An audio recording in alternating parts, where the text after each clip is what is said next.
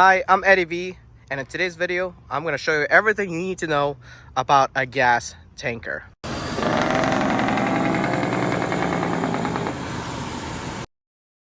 Let's start off with the first obvious. This is where your air lines and electrical line would hook up, your emergency air line and your primary air line, and then your electrical line would hook up there.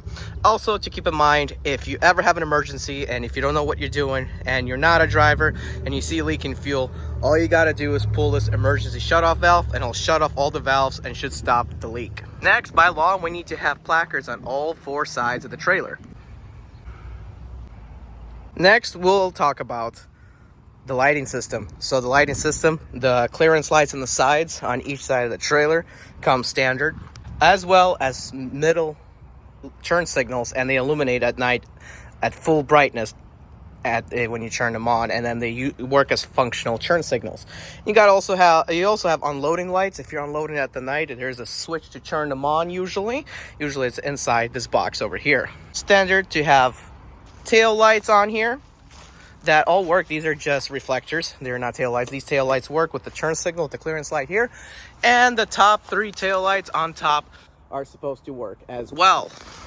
So that is standard. Plus, you must have a license plate light as well. And that's how the other side of the turn signal looks like. On the driver's side trailer, usually you will find all your serial numbers and everything you need to know about the trailer and what kind of welding it even has, what kind of material, what's its maximum temperature range, maximum loading, and all that good stuff on here. And of course, you have a landing gear as well as standard as on all semi-truck trailers. On the driver's side, you usually have these steel or aluminum fenders that actually do bend when you blow a tire. Yes, these things will bend if you blow a tire. Why?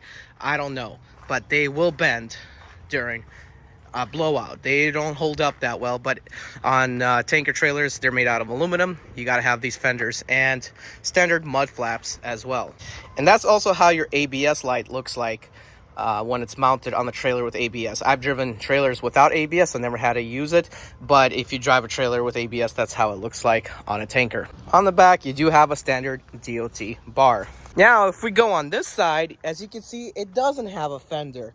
What it has is a hose storage compartment. So along the whole length of the trailer, each trailer is different. Sometimes it's half the length, sometimes a quarter length. They have a hose storage compartment that's used as a functional fender as well. Except the back, as you can see, there is a built-in fender up there.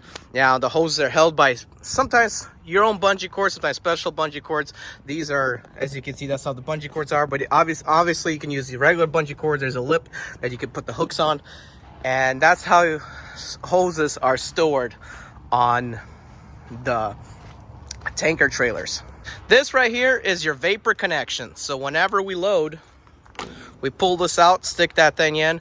Normally, wherever we load, when we put the arm in, this would lock the brake so it doesn't go anywhere. And something else it does, I cannot 100% recall, but basically if this closed, this would close the vapor, or if you run out of air in your trailer while loading, this would close. So you would have to basically pump air into your trailer in order to open up the vapor, in order to load basically securely and not be forcing it, because when there's no vapor coming out, it's kind of hard to load. You're pushing out, you're forcing air, or you're sucking in. You could basically almost like implode a tanker if you suck, which won't really happen, but just saying, that's how this thing operates. When we put our special arm in, this would open up the vapor with the air and allow us to load freely. It is also basically our vapor return line. So whenever we load, we connect to the arms down there. It pushes vapors out through here, and basically vapors are not clean. They have gas fumes or diesel fumes or jet fuel fumes, and a vapor recovery is made so it goes back into a special recovery unit at the place you're at, either at the gas station or at the loading facility. This right here, I honestly don't use, but you need bungee cords for it. It's a little broken, but this is where you would put your little 5-gallon pail that you use for spills to put under a hose just in case if something spills. So this is like a pail bucket holder. Down over here, this trailer does have a few more vapor return lines that are used at your own ease to open or wherever connect. You got one over there, and over there. This is an air operated trailer, like air operated valves for trailer. So basically, when I pull on this and raise this bar up, this would lock all my brakes automatically. There's a special air system in the back that determines at what position it's open or closed and when to basically lock the trailer brakes. Also, each one of these caps open up for regular unloading to a regular standard hose, and you could take off these full end caps when we put a full arm in for fast loading. So basically, this is for unloading and this is for loading. That's how basically we roll, because these hoses are used for unloading, but when you do load, there's a big old arm that connects up to this thing right here and gets you loaded. Now, to unload, we simply pull on this bar and it goes behind this pin and all the liquid comes out. But hey, wait, that is not also how we load or unload, because that won't do anything. So basically, since this is an air operated valve system, when we open up this compartment, you can see I have the button for lights. I got all kinds of fittings here for different places where I gotta go. I got a spill kit, got extra buckets, I got pails for the spills. My paperwork of the trailer is kept in here. And since this is an air operated valve system, basically, to push down, you close all the internal belly valves of the trailer, and to pull up, we open. And same thing with this. This right here actually locks the whole system. So this red button, you got to make sure to push or pull whenever you're done loading or unloading, because your trailer won't move. You got to make sure everything is closed or everything is open. Also, this right here is the Scully system, and these right here are the probe sensors. When the trailer is on, they would light up red if I'm empty or loaded. For example, if I all of a sudden load 1,200 gallons, which is allowed, but you will probe out at the place, which will get you kicked out. You're never supposed to load in the max, because it will trick the Scully system, which you connect over here to one of these. It just depends, and you got one on this side as well. It will sense that you're filled to the top and shut off the entire system, and you cannot load anymore. So you never want to load to the max. You want to at least leave about 50 gallons of space between the top. But say you were about to overflow, this right here, the top would light up red, telling you you have hit the top, but you cannot load anymore. Same thing when you're empty. The bottom ones would light up and basically saying that you're empty. And we also have a side viewing glass on each of these arms to show if we're loaded or not. As you can see, they're not fully all the way, which means we only got some product left a little bit in the arms, which is nothing. And these balls would be all the way to the top if they were be loaded. Now also, this would not have any lights on at all if I'm loaded. When I'm empty, it would. And this unit right here will let me know if there's something wrong with my Scully system or not. Yes, I cannot load without my Scully system, because it is very important. So these things right here are mainly used for unloading facilities. Since I'm hauling jet fuel, you would hook up to these, your ground cable to these, so your truck and trailer would be grounded while unloading. Also, not all trailers have this, but a lot of new trailers and the ones that are basically better with options have these, that you could basically just switch on each compartment what kind of fuel you got, so that you don't get confused and cross-contaminate or cross-drop the wrong fuel. And not to worry, I got you covered on the top, what the top of the trailer looks like. All these are compartments, and depending on how many compartments you have, you might have one hatch or several hatches.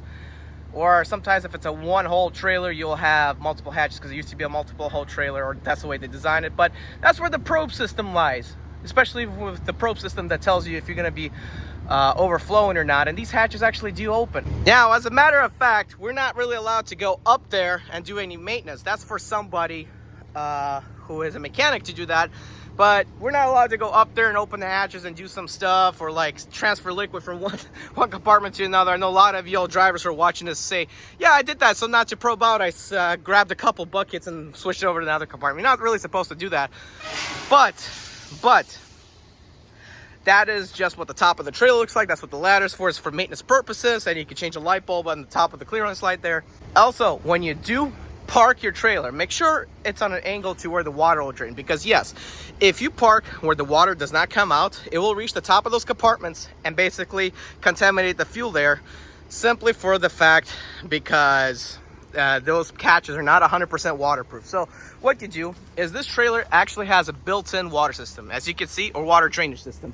As you can see, this ladder has pipes, and at the bottom of these pipes, that's where the water will leak. So you always want to park at an angle either forward or backwards. Some trailers have it where you can park forward on an angle and the water will just spill out that way, and some you got to do it this way. And that's how basically the the water will drain from the top of the tank. Also, since everything about this trailer is nice and custom and has air, it has the air tank in the back, has airbags, and the valves are actually opened by the air. These are some of the nicest trailers. I've driven on harder trailers, the ones that are spring. Man, the spring rides are different. Now, if you had a trailer that was old school and didn't have the air, the belly valves opened by the air, in this box what you'll have is cables. So basically you would pull on the cable and that would open the belly valves of the trailer, if your trailer didn't have that many nice options. Not canceled. Guys, I'm Eddie B. 2004 turn right.